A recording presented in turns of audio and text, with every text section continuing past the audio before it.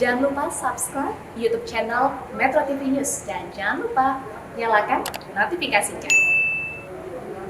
Pemirsa, Bareskrim Polri hari ini menggelar perkara 2 kasus pidana terkait skandal Joko Chandra. Kasus pertama adalah surat jalan yang menetapkan Brigjen Pol Prasetyo dan Anita Kolopaking. Kedua, perkara dugaan suap dan gratifikasi terkait penghapusan red notice. Gelar perkara yang digelar Bareskrim Polri hari ini adalah janji yang disampaikan Polri pada pekan lalu, namun untuk gelar perkara sendiri dilakukan secara tertutup. Kepala Bareskrim Polri Komjen Pol Listio Sigit sebelumnya menyampaikan bahwa gelar perkara yang digelar hari ini akan melibatkan KPK. Ia berharap kerjasama tersebut bisa menuntaskan skandal Joko Chandra yang belakangan mendapat perhatian besar publik karena turut melibatkan aparat penegak hukum.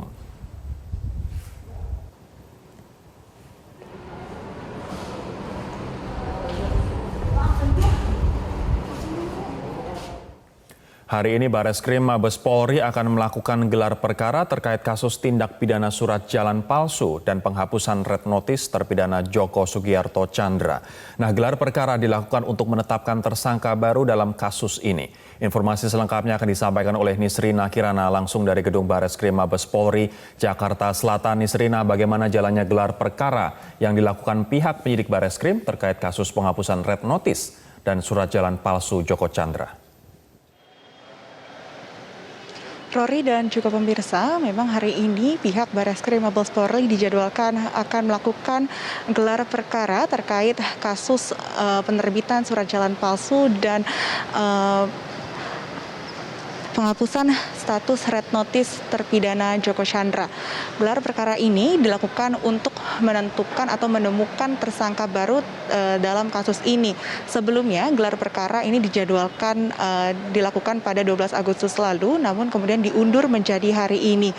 Namun hingga sore hari ini masih menunggu keterangan resmi dari pihak Bareskrim Mabes Polri karena memang belum ada keterangan resmi dari pihak Bareskrim Mabes Polri hingga saat ini kami melaporkan.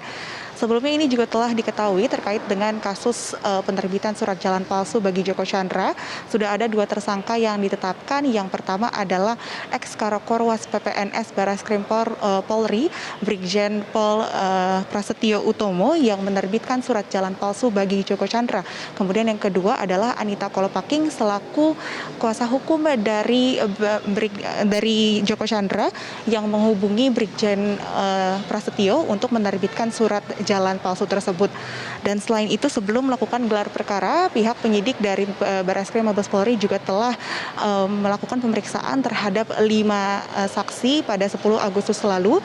Dan selain itu juga berdasarkan penyidikan lebih lanjut terhadap tersangka Brigjen Prasetyo, ini kemudian penyidik juga memeriksa 1 orang saksi yang merupakan petugas di Bandara Halim Perdana Kusuma, Jakarta Timur. Namun sementara terkait dengan kasus perkara gratifikasi penghapusan status red notice Joko Chandra, ini juga telah dilakukan pemeriksaan terhadap 5 orang saksi. Namun hingga saat ini belum ada tersangka yang ditetapkan dalam kasus tersebut.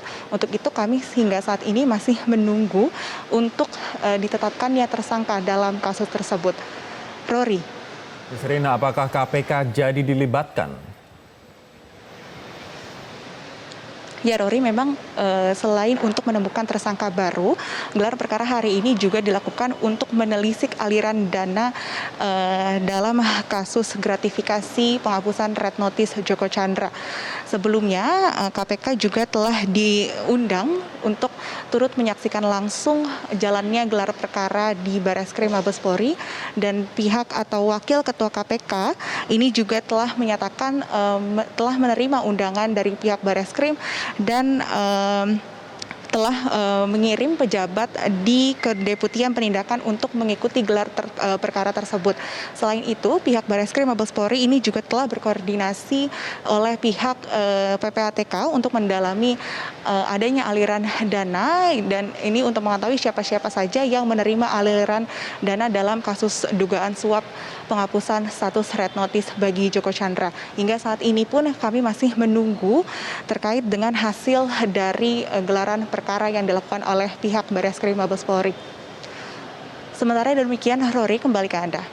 Nisrina Kirana, terima kasih laporannya dari Bareskrim Mabes Polri di Jakarta.